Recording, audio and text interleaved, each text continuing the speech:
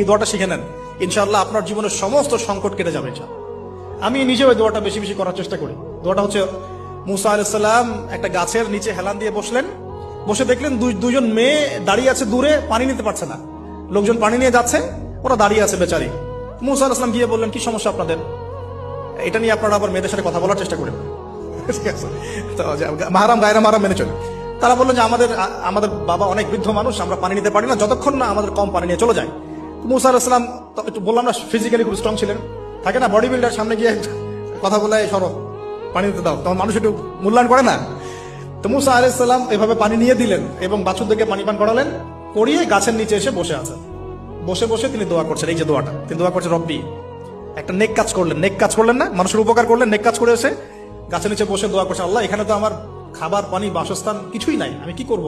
রব্বি ইন্নী লিমা আনজালতা ইলাইয়া মিন খায়রিন ফাকির, রব্বি ইন্নী লিমা আনজালতা ইলাইয়া মিন খায়রিন ফাকির। আবার বলেন, রব্বি ইন্নী লিমা আনজালতা ইলাইয়া মিন খায়রিন ফাকির। অর্থ হচ্ছে, হে আল্লাহ, তুমি তোমার পক্ষ থেকে আমার উপরে যে নিয়ামতগুলো দিবে, আমি এর জন্য ফকির হয়ে বসে আছি। আল্লাহ অর্থ বুঝে পড়বেন ভাই, নামাজ রোজা হজ জাকাত যাই করেন আল্লাহর ওয়াস্তে অর্থ বুঝে পড়বেন। অর্থ বুঝে পড়লে আপনার ইবাদতের স্বাদ পাবেন, তৃপ্তি পাবেন, আল্লাহর সাথে কানেকশন হবে, আল্লাহর নূর পাবেন, মাআরিফত পাবেন, সত্য স্বপ্নও দেখবেন তখন ইনশাআল্লাহ।